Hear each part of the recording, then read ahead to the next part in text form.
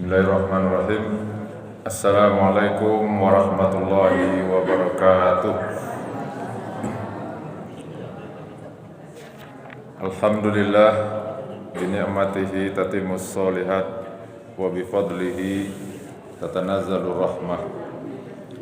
Asyhadu an la ilaha illallah wahdahu la syarikalah wa asyhadu anna Muhammadan abduhu wa rasuluh la nabiyya ba'dah. Qala Allah Ta'ala fil Qur'anil Karim, a'udzu billahi minasy syaithanir rajim.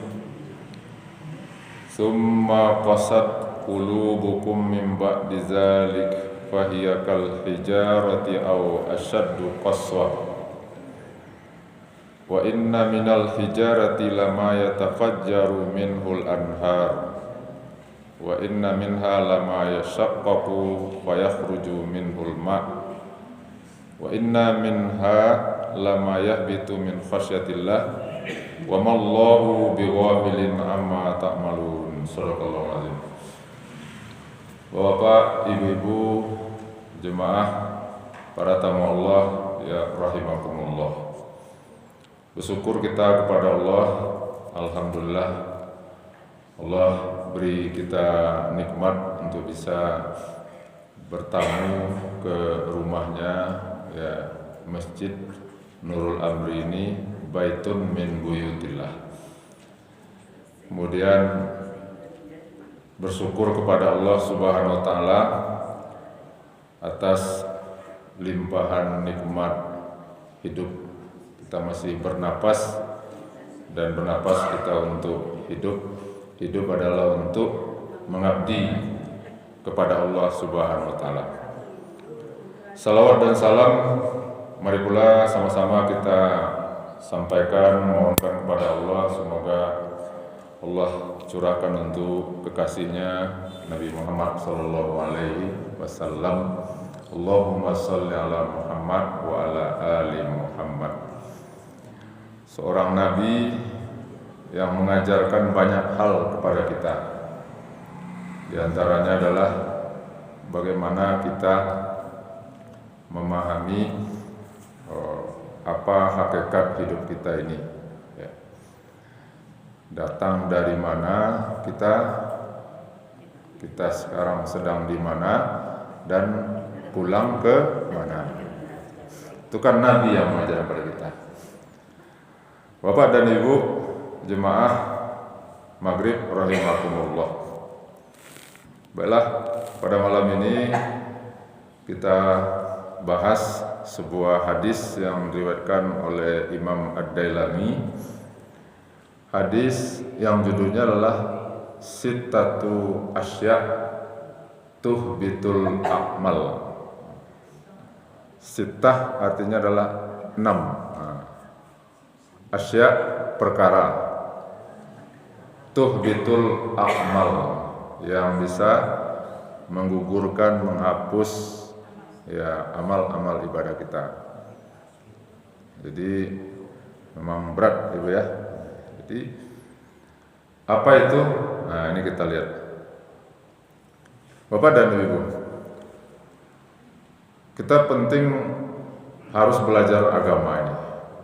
Belajar agama ini hukumnya wajib, Pak, ya. Wajib hukumnya mempelajari agama ini. Seperti kita, ya, wajib mencari nafkah. Pada dalilnya Ustaz, dalilnya diantaranya thalabul ilmi faridatun ala kulli muslimin wa muslimah. Mencari, ya, menuntut ilmu agama itu adalah faridoh, fardu. Ya, fardu atau tidak fardu kifayah, fardu ain. Fardu ain. Ya. Berarti apa? Setiap muslim itu wajib hukumnya mempelajari agama kita ini.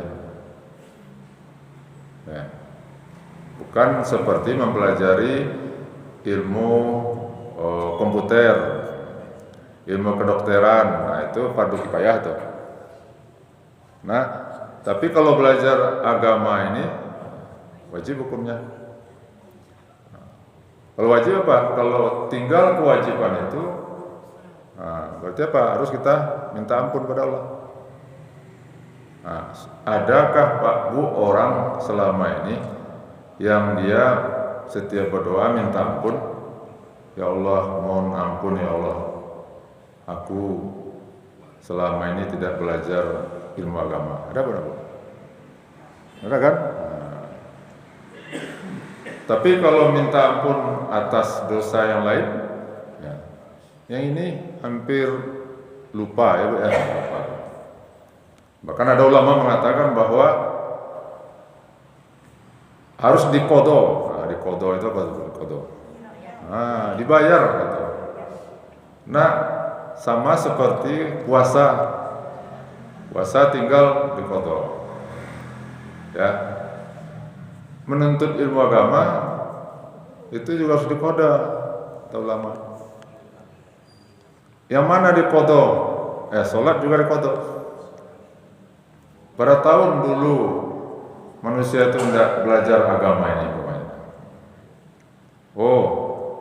30 tahun 30 tahun tidak pernah belajar agama gitu. Nah, qodho itu. Ya. Gimana untuk mengqodhonya? Ya, belajar agama. Kalaupun tidak sama seperti mengqodho sholat, mengqodho puasa, tapi apa? Yang penting diqodho. Bapak Ibu sekarang sudah berapa puluh tahun belajar agama Pak di sini? Udah lama Pak ya? Mungkin ada yang 30, 40 ya.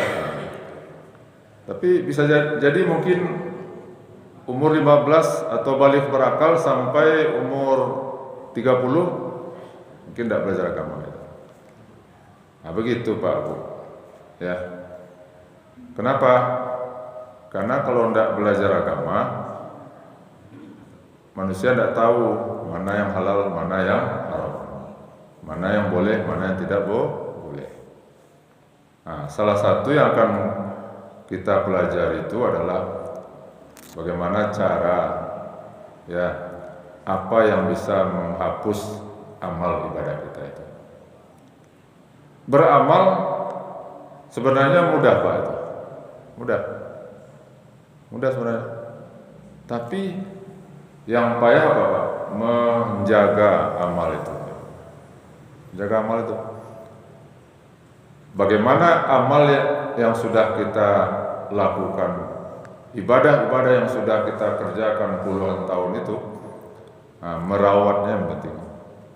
Jangan sampai Pak, bahasa Nabi tadi tuhbitu, ya gugur dia, habis, gitu.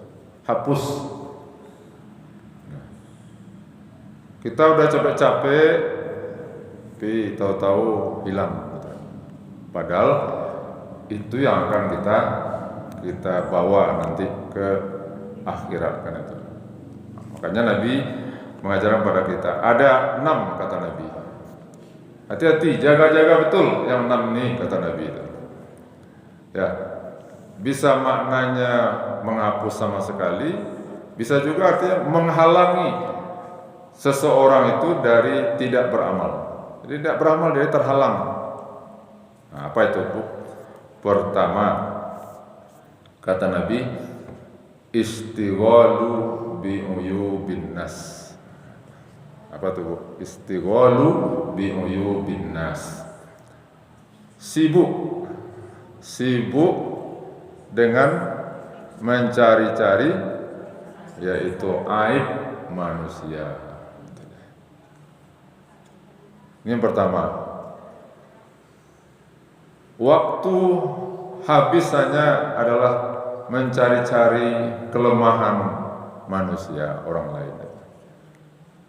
Ya, pagi sudah melihat kekurangan si anu itu di mana. Siang nanti juga begitu. Udah mau tidur, berpikir juga apa kelemahan dia. Sibuk itu. Jadi ini akan bahaya Bapak. Bisa menghanguskan ibadah-ibadah yang sudah kita kerjakan. Bisa juga karena sibuk-sibuk mencari kelemahan-kelemahan orang itu, Anda sempat beramal di itu. Karena waktu hanya habis untuk itu aja. Berkutat hanya mencari kekurangan, kelemahan orang itu. Nah, ini satu penyakit atau dosa hati namanya itu. Ya. Padahal Pak Bu, justru yang bagus adalah kita sibuk mencari kelemahan kita sendiri. Nah, makanya kan kalau kita tasyahud itu kan ada sering ulama-ulama mengatakan ini 1 untuk orang, 4 untuk kita. Itu artinya apa tuh? Ya, lebih banyak ke kita lah mungkin kita melihat apa kelemahan-kelemahan kita ini. Sibuk kan, makanya kalau kita berkaca kan itu kan nampak itu kelemahan kita. Jadi kalau kita banyak melihat kelemahan orang lain, jadi lupa dengan kelemahan kita. Pepatah mengatakan, tungau di seberang lautan nampak. Tapi gajah di pelepak mata nampak. Ini Pak Bu, bahaya sekali, bahaya. Orang yang kerjanya hanya mencari kelemahan-kelemahan, kekurangan-kekurangan orang lain, tandanya hatinya bermasalah itu. Tanda hati bermasalah. Tapi kalau hati itu bersih, suci, dia akan melihat kelebihan orang lain. Tapi kalau hati kotor, justru kekurangan orang lain. Nah, makanya kita Pak Bu jangan sekali-kali menjadi menjadi intel gitu. Intel itu kan kerjanya kan mencari-cari ya kesalahan orang lain. Ya, cukuplah intel yang sudah ditunjuk oleh negara aja itu. Karena tidak ada manfaatnya kan dari itu. Justru rugi kita kan Pak, rugi. Kenapa? Karena nampak satu aib orang itu akan mendorong orang itu akan melihat pula aib-aib yang lain itu. Dan memang kerja seperti itulah salah satu daripada program atau langkah-langkah dari iblis atau setan. Karena setan itu kan dari awalnya kan udah begitu kan, melihat kelemahan daripada Nabi Adam. Disuruh oleh Allah sujud, dicarinya kelemahan Adam. Apa kelemahan Adam? Itu Adam itu kan dari tanah, itu tanah. Saya dari api katanya. Tanah kotor, hina. Masa sujud kepada Adam yang terbuat dari tanah? Bapak Ibu. Akhirnya iblis ya tidak mau sujud kepada Allah Subhanahu wa taala.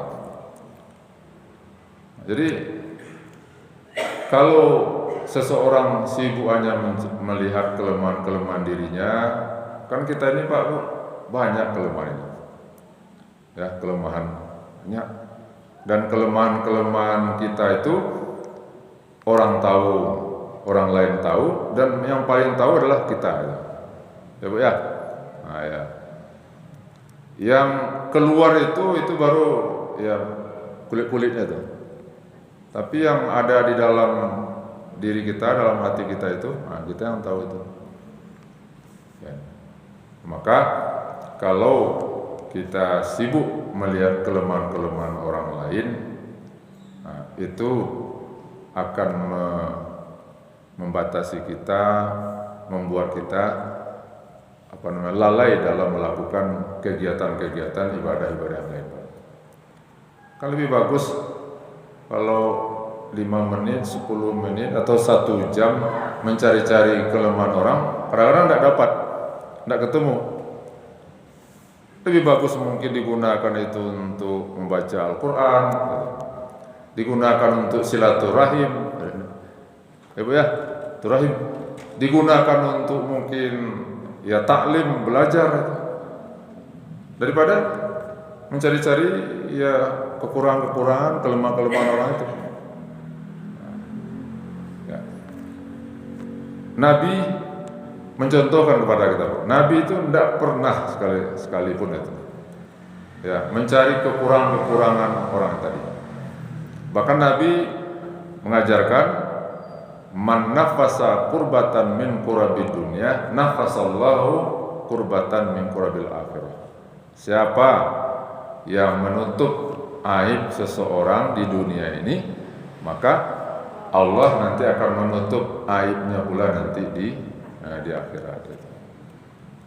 Nah, jadi kalau kita Pak Bu ingin ditutupi aib kita oleh Allah, jangan di akhirat, di dunia ini sebenarnya kata ulama-ulama sufi, ulama-ulama tasawuf, ulama-ulama tauhid, kalau Allah maulah membuka kekurangan kita ini, kelemahan kita ini, gampang bagi Allah.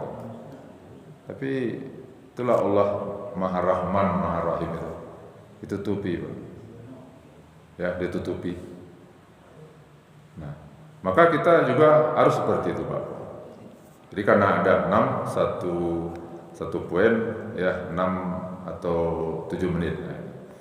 Itu yang pertama, Ibu ya. Yang kedua, yang bisa merusak amal ibadah kita adalah qaswatul qalbi. Nah, qaswah artinya kasih.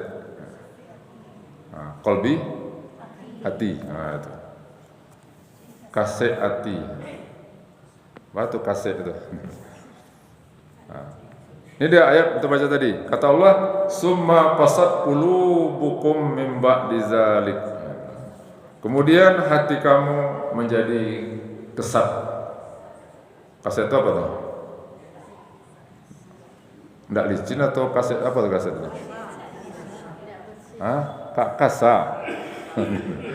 Nah, itu kan alun sepakat loh Bapak Ibu makna kaset. Kalau bahasa Minang kaset itu apa? Kasat ya kaset. Kasar ya kasar. Nah itu adalah kasar itu keras artinya kasar. Summa kasar.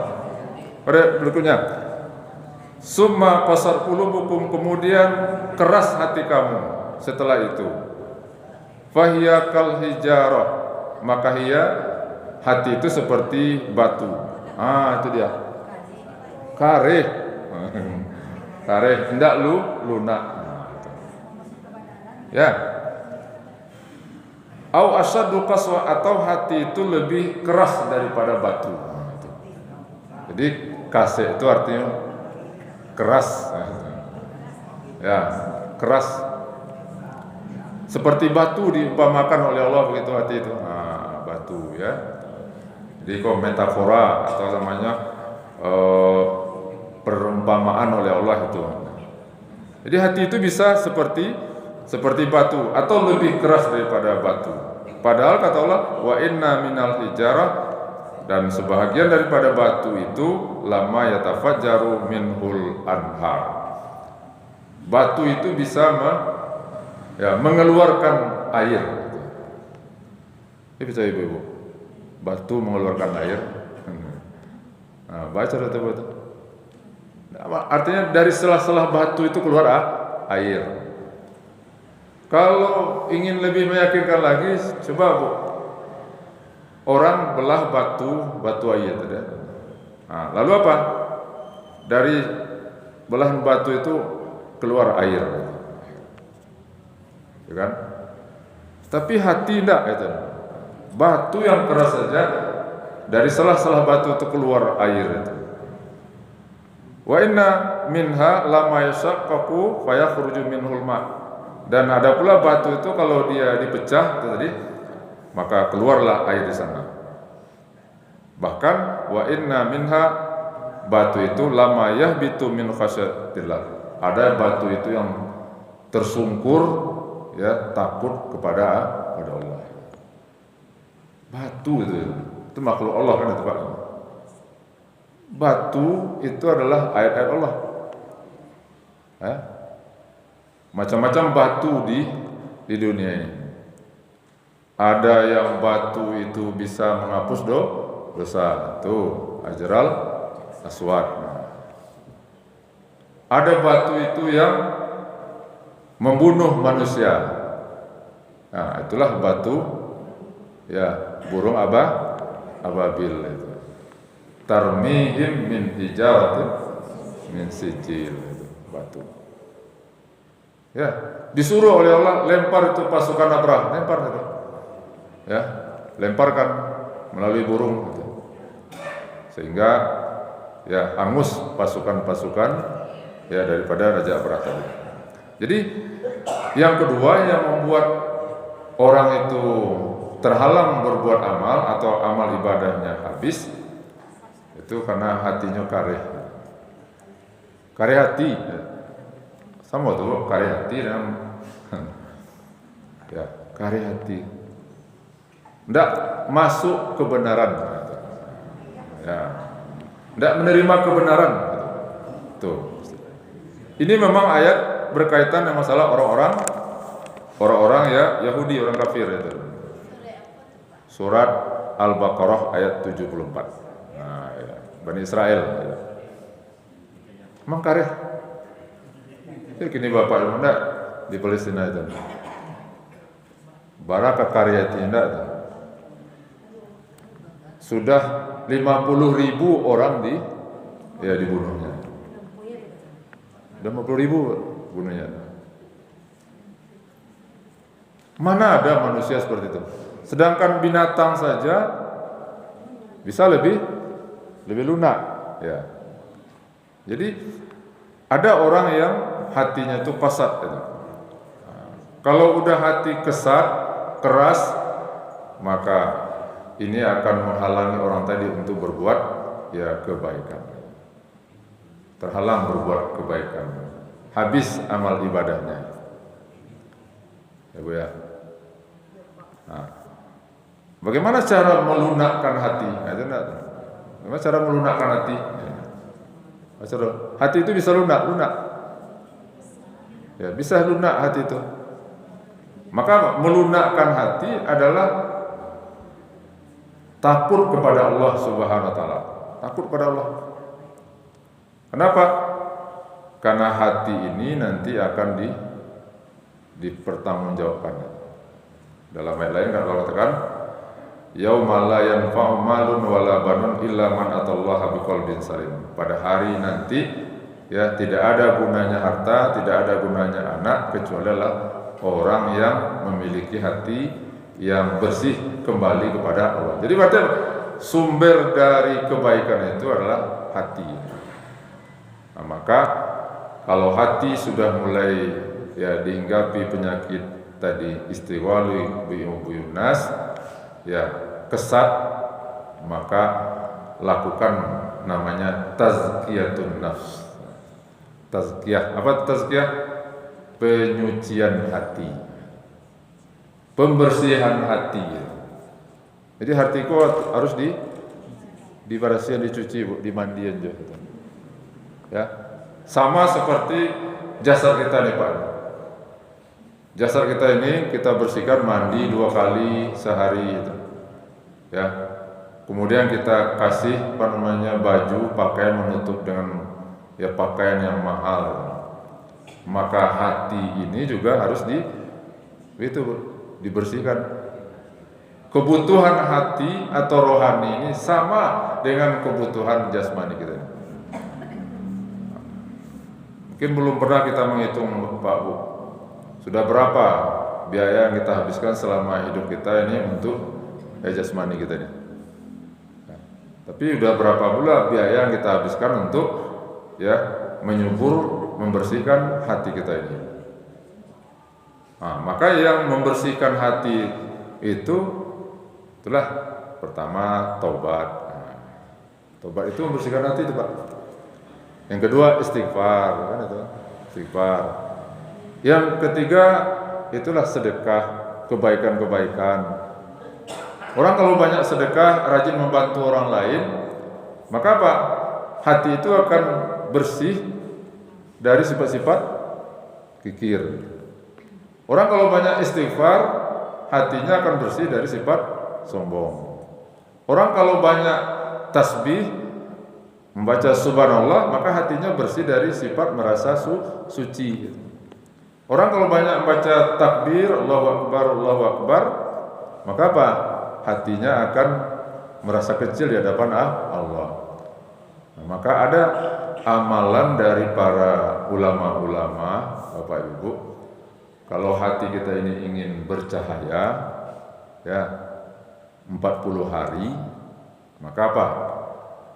Lakukanlah sesudah sholat, baca zikir ya hayyun ya qayyum 40 kali.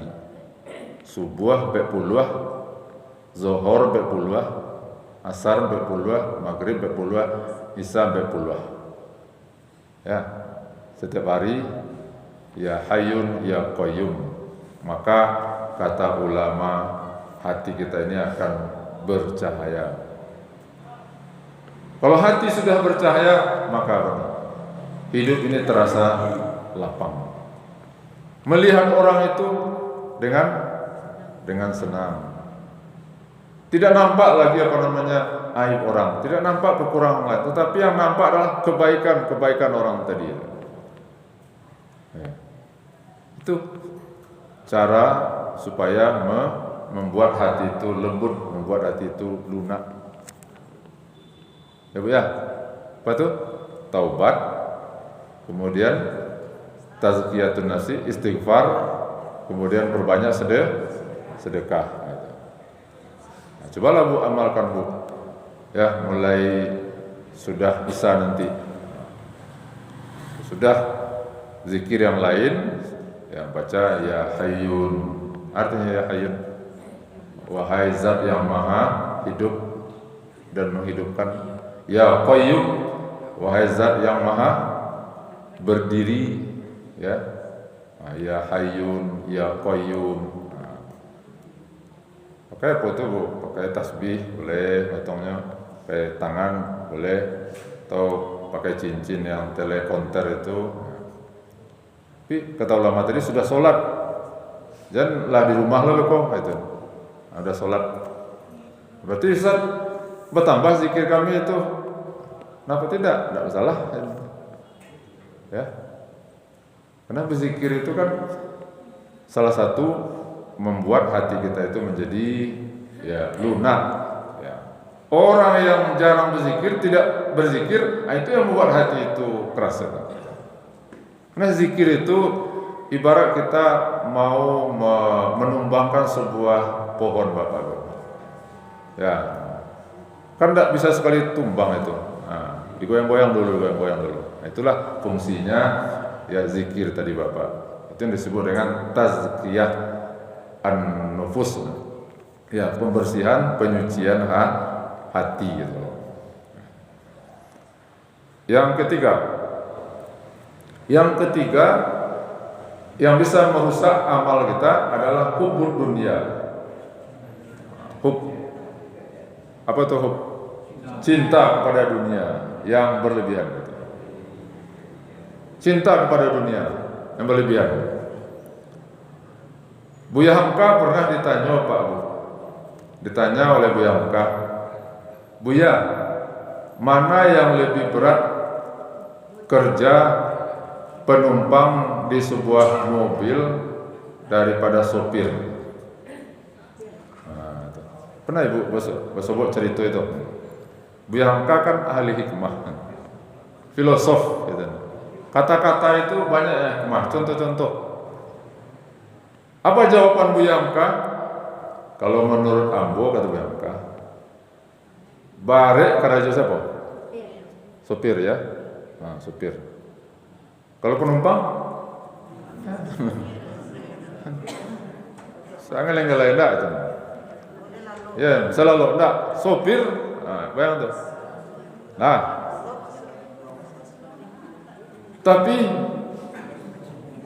kata Buya Hamka, siapa yang sering mabuk? Penumpang. Di oto sopir ada mabuk. Kalau sopir lah mabuk lah. Ya, tenang. Alum pernah wak bersobok sopir mabuk. Yang banyak adalah ya penumpang. Apalagi kelok berapa? Kalau berkelampe mungkin tidak dong mabuk.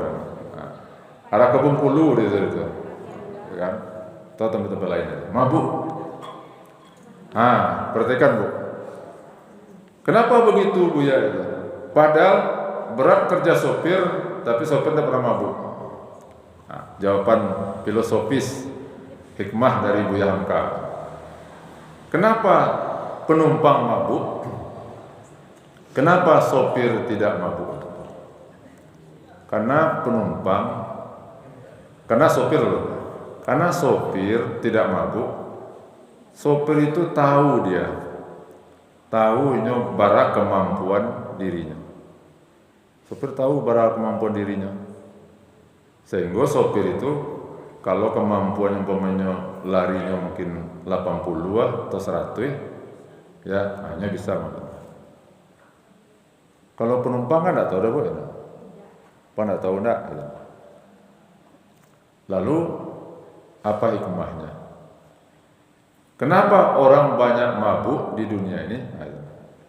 Karena orang tidak tahu kemampuannya. Dipaturikan dunia itu. Paturian dunia, apa tidak kamu mabuk?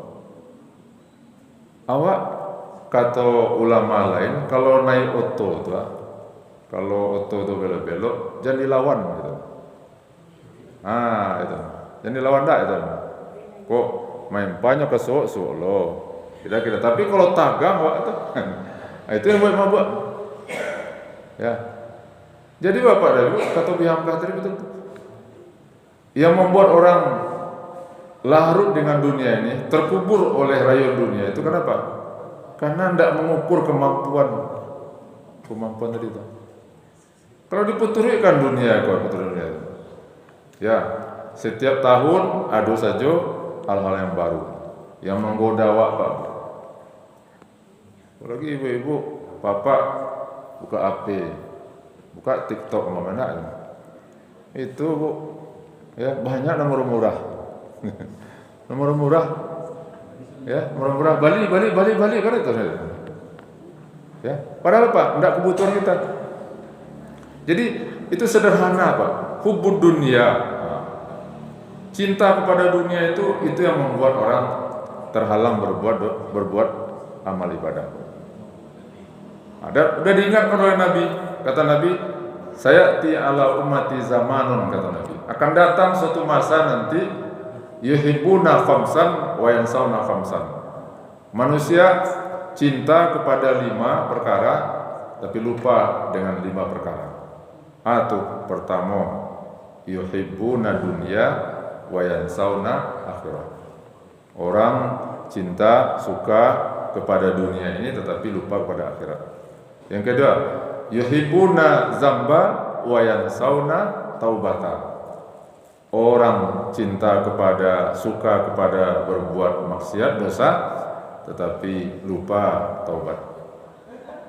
Yuhibbunal mala, suka kepada harta, tetapi wayansaunal hisaba. Ya, suka kepada harta, tapi lupa kepada hisab.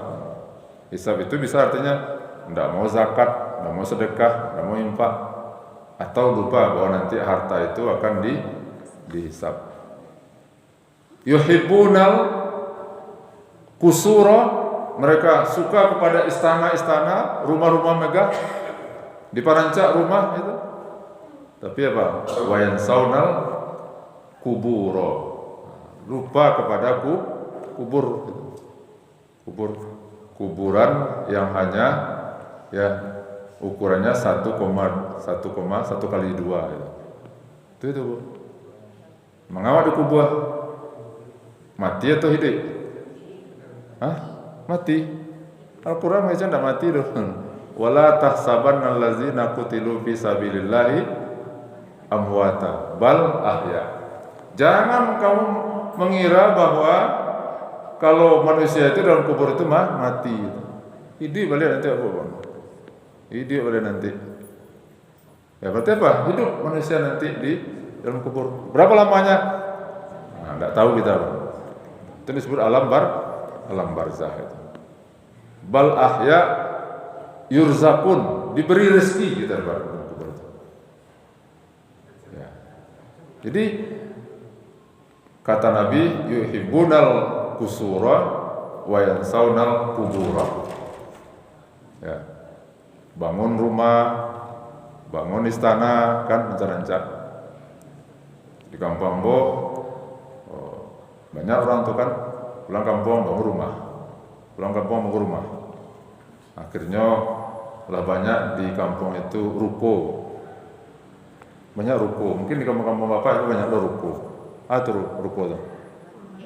Rumah kosong. Banyak ruko, rumah kosong. Akhirnya rumah tadi diunyi dek. Dek hantu kata orang itu. Diunyi dek jin itu. Ya. Itu kan hub katanya. Ya, cinta kepada dunia. Zuina linnasi hubbu syahwat. Kata Allah Pak, dijadikan oleh Allah hati manusia itu memandang indah. Ada 5 hal itu. Padahal menurut Allah itu tidak indah, tapi hati kita ini nafsu manusia itu yang memandang indah. Allah macam tidak indah dah. Tapi apa? Nah, dianggap oleh manusia itu indah, istana itu indah, harta itu indah, dunia itu indah. Padahal kata Nabi apa? Dunia ini tak ubah seperti apa? Seperti sayap nyamuk. Nah, itu nilai dunia itu, sayap nyamuk. Suatu ketika Nabi pernah ya bertemu dengan seekor kambing yang mati. Lalu kata Nabi apa? Siapa di antara kalian yang mau itu memakan atau bangkai kambing itu? Tidak ada ya Rasulullah itu. Nah, itulah dunia itu. Nah, jadi jangan sampai cinta kepada dunia yang berlebihan, apalagi sampai membuat manusia itu berbuat dosa. Kita heran Bapak Bunda orang-orang yang mau korupsi, kan manipulasi sampai ya triliunan. Untuk apa uang sebanyak itu tuh? Ya, untuk apa uang sebanyak itu? Bapak Amin Rais pernah berbicara dengan orang miliarder terkaya di Indonesia. Apa katanya? Dibawa Pak Amin Rais oleh orang itu ke bangker. Bangker itu karena di bawah rumah itu ada tanah, dibuat situ apa namanya tampek piti di situ saudanya Bu. Ibu lihat rumah itu enggak? Enggak ya. Nah. Lah, lalu di sekitar itu tuh piti. Kata orang tadi kepada Pak Amin Rais. Kok pengakuan Pak Amin Rais kan? Pak Amin, saya baru tenang kalau saya di sekitar saya ini uang saudanya piti saudanya. Tenang Bu. Berarti apa? Kalau ndak ada piti ndak tenang ya. Padahal kalau dia mati dibawa mati uang tadi. Itulah Bu, puncak daripada penyakit hati manusia itu adalah pertama hubud dunia, yang kedua hasad. Itu puncak tuh Bu. Ya. Induk angkang gitu lihat ya. Pangkabala daripada penyakit hati itu hubud dunia, cinta kepada dunia, dan hasad. Bahaya ya. Kenapa di Spanyol itu dulu Bu, Islam berkuasa 700 tahun dulu. Akhirnya habis Islam di situ karena raja-rajanya sudah cinta kepada dunia. Akhirnya kalau kita baca sejarah Bu, umat Islam situnya dua pilihan. Pilihannya apa? Kalau mau hidup di Spanyol kafir gitu. Kalau enggak, keluar dari Spanyol itu diusir, pergi ke laut tanpa ada kapal perahu. Gitu Bu. Dari terhormat umat Islam di Spanyol itu akhirnya terhina. Kenapa? Karena itulah budaya kubur dunia. Udah berapa Bu? 3. Yang keempat, tulul amal. Tulul amal. Apa? Tul, tawil, panjang. Amal, angan-angan. Apa maksudnya itu Bu? Tulul amal itu yaitu hanya berencana itu. Nah, angan-angan rencana. Ini adalah penyakit yang berbahaya yang bisa membuat orang tidak sempat beramal. Kenapa? Karena orang tulul amal itu merasa dia umurnya masih panjang. Nantilah kalau saya sudah pensiun belajar ke masjid, nantilah kalau saya sudah pensiun belajar agama. Sekarang sibuk tulul amal. Ya, nantilah kalau udah tua. Nah, itu. Memang bisa menjamin kita ini habis pensiun bisa sehat? Belum tentu. Memang bisa dijamin kalau udah tua itu akan rajin? Belum tentu juga. Ini tulul amal, ini penyakit yang sangat berbahaya. Inilah merupakan bisikan daripada iblis atau setan. Umurmu masih panjang, kata setan itu, kata iblis itu. Nantilah, ini apa? Puas-puasin dulu. Ya, cari dunia ini sebanyak-banyak dulu. Dunia ini. Ini tulul amal. Ini yang membuat manusia itu ya pendek ibadahnya. Merasa ya umur masih panjang. Nah, jadi tulul amal. Jangan sampai kita dihinggapi oleh penyakit tulul amal. Ya. Apa yang bisa kita lakukan hari ini, kata Nabi, lakukan itu. Jangan tunggu besok itu. Ya, besok. Karena besok belum tentu waktu kita. Yang waktu kita adalah hari ini dan masa lalu, kan gitu Ibu. Nah, itu yang keempat. Baru ya, kelima. Hah? 5 baru enggak? Nah, 5. Qillatul hayat. Apa itu? Sedikit malu.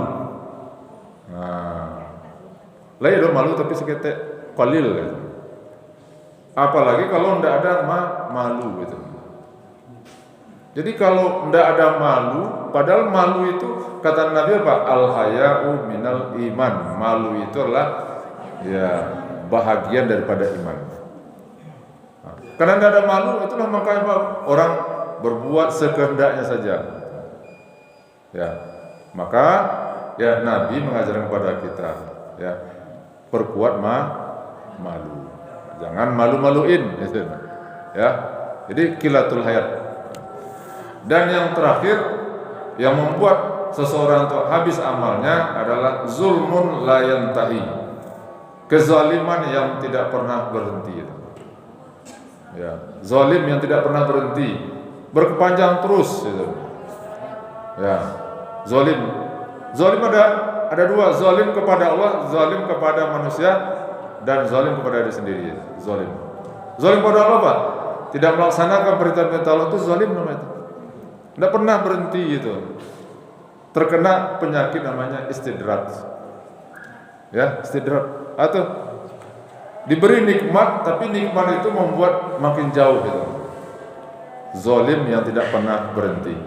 Kepada orang lain juga begitu. Zalim tidak pernah berhenti, berkepanjang terus menerus, sambung menyambung kezaliman tadi. Dan zalim kepada diri sendiri, itulah tidak melaksanakan perintah-perintah Allah, itu namanya zalim kepada diri sendiri. Nah, Bapak dan Ibu, itulah Pak Bu, 6 perkara yang bisa menghapus amal ibadah kita atau menghalangi kita untuk tidak beramal. Yang pertama apa, Bu? Istighwalu bi'uyubin nas. Yang kedua, kesat hati. Yang ketiga, hubud dunia. Yang keempat, tulul amal. Yang kelima, qillatul haya.